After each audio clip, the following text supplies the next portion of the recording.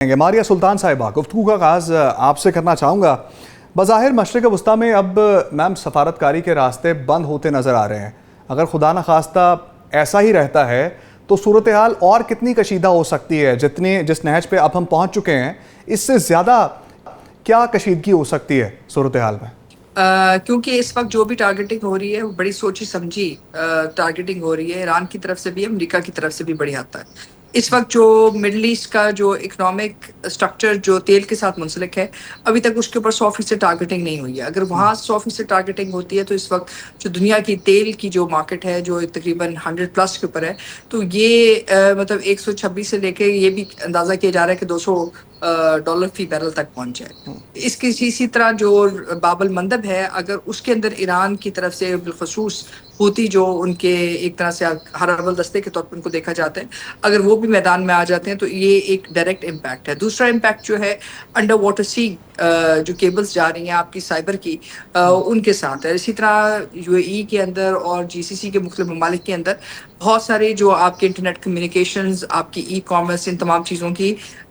جو ہے data base اور ڈیٹا ویئر ہاؤسنگ فیسلٹیز ہیں، وہ ایک اور ایلیمنٹ ہے۔ تیسرا ایلیمنٹ جو ہے ظاہر ہے جو ہر ایک کے مائنڈ کے اوپر ہے، وہ یہی ہے کہ اگر یہ چیزیں آگے چلتی ہیں اور ایٹمی خطرات کے اندر اضافہ ہوتا ہے، کیونکہ بشیر کے اوپر تو امریکہ نے اٹیک کیا ہے، لیکن اگر کوئی ٹیکٹیکل نیوکلیر فارمیشنز استعمال کی جاتی ہیں تو اس کا کیا امپیکٹ ہوتا ہے، اور ایران اس کے مد مقابل کیا امپیکٹ کرتا ہے۔ یہ مختلف خبریں ضرور آ رہی ہیں کہ شاید گراؤنڈ ٹروپس آئیں ایران کی طرف سے یا امریکہ کی طرف سے، لیکن دونوں صورتحال میں یہ ایک ریئل پاسبلٹی اس وقت نظر نہیں آ رہی ہے۔ اصل پاسبلٹی جو آپ کو نظر آ رہی ہے وہ آپ کے انفراسٹرکچر کے پوائنٹ آف ویو سے ہے، آئل کے پوائنٹ آف ویو سے ہے، سائبر کے پوائنٹ آف ویو سے، اور یہ کہ اسٹیٹ آف ہارمز جو ہے وہ پرماننٹلی ایٹ لیسٹ 6 سے جو 8 مہینے کا امپیکٹ سمجھا جا رہا تھا، وہ 8 یا 9 مہینے کے بجائے جو ہے پورے سال تک اگر بند ہو جاتی ہے، یا اس میں irrevocable ڈیمیجز آ جاتے ہیں، تو یہ ایک پرابلم ہے۔ اس وقت امریکن جو سپلائیز ہیں، جو آپ ایک طرح سمجھ سکتے ہیں ان کی سپلائی بیسز ہیں، وہ ساری افیکٹ ہو رہی ہیں۔ اور رہی بات اس کی کہ کیا اس سے زیادہ ریجن جو ہے اس کے اندر آگے نکل کر اٹیک کر سکتا ہے یا نہیں، دیکھیں اس وقت ریجن کے پاس کوئی اس وقت کی اوفینسو کیپیبلٹی ایز سچ موجود نہیں ہے جو ایران کے خلاف متحرک ہو سکے۔ سو بہرحال یہ جو جنگ ہے یہ امریکہ اور ایران کے درمیان اور اسرائیل کے درمیان ہوگی، اور اس صورتحال میں اکنامک جو ڈیمیج ہے یا انڈر واٹر سی کا جو ڈیمیج ہے، یہ سائبر کا جو ڈیمیج ہے، that is going to be the most critical. اچھا میم، نیوکلیر ویپن استعمال ہونے کی بات ہو رہی ہے، تو کیا ٹیکٹیکل نیوکلیر ویپن استعمال ہو سکتے ہیں اس جنگ میں؟ یہ ہو سکتے ہیں، کیونکہ جو بنکر بسٹرز کو کہا جاتا ہے ان کو بھی یہ سمجھا جاتا ہے کہ دے آر نیوکلیئر ٹپڈ، لیکن ایران کے کیس میں کیونکہ ہارڈنڈ فیسلٹیز ہیں اور ماؤنٹینس فیسلٹیز ہیں تو وہاں استعمال نہیں ہوئی ہے۔ لیکن اصل مسئلہ یہ نہیں ہے کہ یہ نیوکلیئر ٹپڈ جو ہے وار ہیڈز استعمال کرتے ہیں۔ اگر یہ نیوکلیئر ٹپڈ وار ہیڈز استعمال کرتے ہیں اور بشریر کے اوپر جہاں جو ہے ہو سکتا ہے اس کی وجہ سے سب کرٹیکلٹی کریٹ ہو جائے، تو اس کا جو امپیکٹ ہے اس سے مشرق وسطیٰ کے اوپر نہیں بلکہ پورے ریجن کے اوپر آئے گا۔ ریڈیو ایکٹیویٹی کا جو امپیکٹ ہے اس کا فیصلہ شاید ہم سب اس کے لیے اتنے تیار نہیں ہیں جتنی اس میں بات چیت ہے۔ جی رضوی صاحب، ہم نے بات کی سفارتکاری کی، سفارتکاری کے راستے بند ہوتے نظر آ رہے ہیں، تو سوال میرا وہی ہے کہ اگر یہ سفارتکاری کے راستے بند ہو جائیں گے، ابھی تو سب کوششیں کر رہے ہیں لیکن نہ ایران سن رہا ہے نہ امریکہ سن رہا ہے، تو اگر یہ بند ہو جاتا ہے راستہ تو اور کتنی کشیدگی بڑھے گی اور کتنا خراب ہوگا دنیا کا نظام؟ اب تیل کی قیمتیں ہم نے دیکھا کہ بہت اوپر چلی گئی ہیں، پاکستان میں براہ راست امپیکٹ آ رہا ہے، روزانہ کی بنیادوں پر جو ہے وہ قیمتیں بڑھ رہی ہیں، تو مزید کیا خرابی آ سکتی ہے اب اگر یہ ڈائیلاگ نہیں ہوتا تو؟ بسم اللہ الرحمن الرحیم، شکریہ۔ جیسے پہلے رابطہ فرما رہی تھی، تو میرے خیال میں اس کی جو ایک آپ کا یہ پرشین گلف اور ایک اس طرف ریڈ سی باب المندب، اور اگر یہ دونوں میں کسی قسم کی obstruction یا ہنڈرنس پیدا کر دی جاتی ہے بائی ایران انکلوڈنگ دی ہوتیز، تو یہ بہت کیٹاسٹرفک ہو جائے گا۔ نہ صرف یہ، ایک ریجنل ڈسٹربنس اور امبیلنس جو ہے وہ پھر کافی زیادہ خطرناک صورتحال اختیار کر سکتا ہے۔ اس کی وہ جو کاسٹ ہے یا پرائس ہے وہ اتنی ہائی ہے کہ یہ دونوں، اٹ از مائی اوپینین کہ وہ آل آؤٹ وار پہ نہیں جائیں گے۔ ٹھیک ہے. حامد المشفقی صاحب, ڈائلاگ کی بات ہمیشہ سب نے کی اور پاکستان اس میں پیش رہا, پھر سوئٹزرلینڈ میں ایک راؤنڈ ہوا, سب نے اس پہ اکتفا بھی کیا, پھر 60 روزہ جنگ بندی ہوئی جس کو بعد میں بریچ کر دیا گیا اس معاہدے کو. اب آپ کو کیا لگ رہا ہے کہ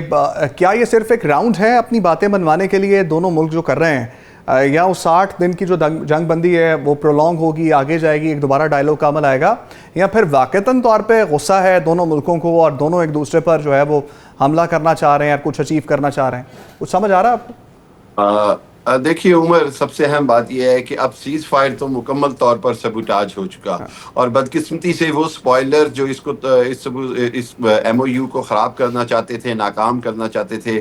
وہ کامیاب ہوئے. اور ایونچولی جہاں پر ہم بات کرتے ہیں اسرائیل کے سپوائلر ہونے کی, وہیں پر ایک چیز ہمیں سمجھنی ہوگی, وہ یہ کہ امریکنز نے جس انداز میں اس ایگریمنٹ کو لیا ایم او یو کو, اس کے اندر واضح طور پر یہ تھا کہ ایران نے اپنی تقریباً ساری باتیں منوا لی اور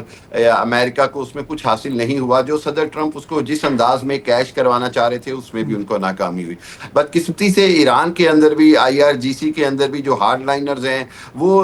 جنگ کے راستے پر زیادہ یقین رکھتے ہیں. ان کو یہ اندازہ لگا کہ شاید پہلے 36 دن کی جنگ میں انہوں نے امریکہ کو اور اسرائیل کو اتنا نقصان پہنچایا کہ وہ بڑا ولنریبل ہو گیا ہے, اور اس کی ولنریبلٹی کو ایکسپلائٹ کرتے ہوئے ہم مزید امریکہ کو نقصان پہنچا سکتے ہیں یا سبق سکھا سکتے ہیں. تیسری بات یہ ہے کہ جو میں اس کو صورتحال کو, جیسے ماریا بھی بات کر رہی ہیں, بالکل اس کی یہ بڑی خطرناک صورتحال ہے. ایک چیز ہمیں سمجھنی ہوگی کہ جنگ کی ایکسپینشن کی کوئی لمٹ نہیں ہوتی ہے, اور اس طرح کی جنگ کے اندر اگر کوئی بھی ایگزٹ اسٹریٹجی نہیں ہو, جو کہ ہمیں نظر آ رہی ہے دونوں طرف سے کوئی ایگزٹ اسٹریٹجی نہیں ہے, تو اس کا مطلب ہے کہ دونوں جو ہیں وہ کسی بھی لمٹ پر جا سکتے ہیں, اور پھر یہ دونوں تک محدود نہیں رہے گی. دیکھیے اس کے اندر دو چیزیں ہیں. ایک تو چیز یہ ہے کہ اگر ہم بات کریں کہ امریکہ جو ہے وہ خدا نہ خواستہ ٹیکٹیکل نیوکلیئر کی طرف جاتا ہے, یا کسی بھی B-52 بمبار کے تھرو کچھ بھی ایسی چیز کرتا ہے جو کہ کیٹاسٹرافیکلی ڈیمیجنگ ہوتا ہے, تو پھر اس کا مطلب یہ ہوگا کہ خطے کے اندر شاید اور طاقتیں بھی اس کے اندر شامل ہو جائیں, جو کہ بڑا خطرناک سینیریو ہے, جس کو آپ ورلڈ وار 3 سینیریو کہہ سکتے ہیں. اس کے اندر رشیا کی انٹروینشن ہو سکتی ہے. China could have been forced to enter it. اگر چائنا کا تیل سب طرف سے بند ہو جاتا ہے, باب البندب سے بند ہو جاتا ہے, ادھر سے آپ نے ہرمز بند ہے, دوسرے حوالے سے ہوتیز جو ہیں اگر اس انداز میں نہیں کنٹرول کر پاتے ہیں معاملات کو جو دنیا چاہ رہی ہے کہ بھی ہوتیز کو روکا جائے, اور وہ نہیں رکتے ہیں, اور وہ ایران کی سپورٹ میں اس طرح آل آؤٹ سعودیہ پر اگر اٹیک کرتے ہیں, تو پھر پاکستان کی اسٹریٹجک معاہدے کی وجہ سے پوزیشن بڑی آکورڈ ہو جاتی ہے. پاکستان کو بڑا ڈیسائسو فیصلہ کرنا ہوگا. سب سے اہم بات یہ کہ اس وقت سیز فائر امریکہ